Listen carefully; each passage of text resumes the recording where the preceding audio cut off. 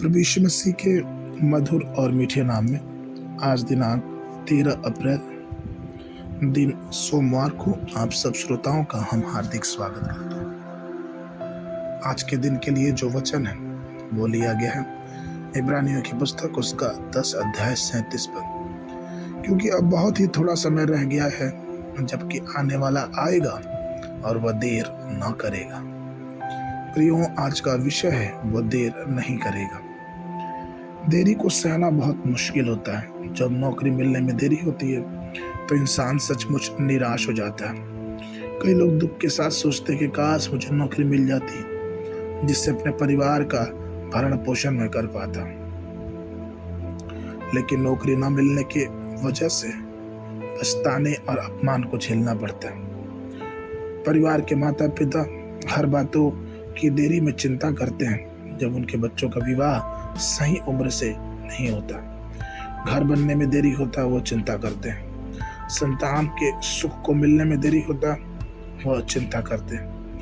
बकाया पैसा मिलने में देरी होता, वो चिंता करते हैं। जीवन अक्सर ऐसी कई देरियों से भरी होती है जिसकी चिंता हमें लगी रहती है, लेकिन हमारा यीशु मसीह हमसे कहता है कि वो देर नहीं करेगा।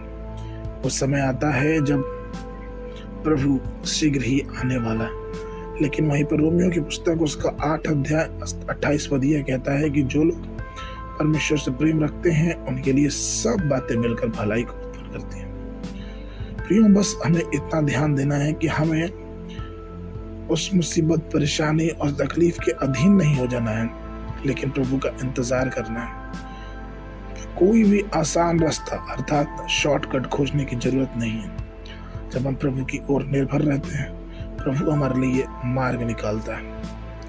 हम पढ़ते हैं कि किस प्रकार से निर्गमन उसके 32 अध्याय में मूसा का इंतजार लोगों ने नहीं किया और उसका बड़ा परिणाम भुगतना उनको पड़ गया। इसलिए प्रियो, परेशानियां, तकलीफ, दिक्कत कुछ भी क्यों ना हो, हम प्रभु की समय का इंतजार करें, क्योंकि प्रभु आएगा और वो देर ना करेगा।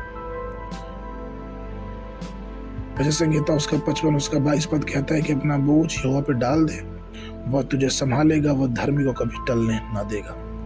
पहला पतरस उसका 5-7 प्रेरित पतरस इस बात को कहते हैं कि अपनी सारी चिंता उस पर डाल दो क्योंकि उसको तुम्हारा ध्यान है। प्रियो, इंतजार के समय में अपने दिलों में परेशान ना हो, लेकिन यशायाह उसके 28 के 16 पद को याद रखें कि जो कोई विश्वास रखे वह उतावली ना करे।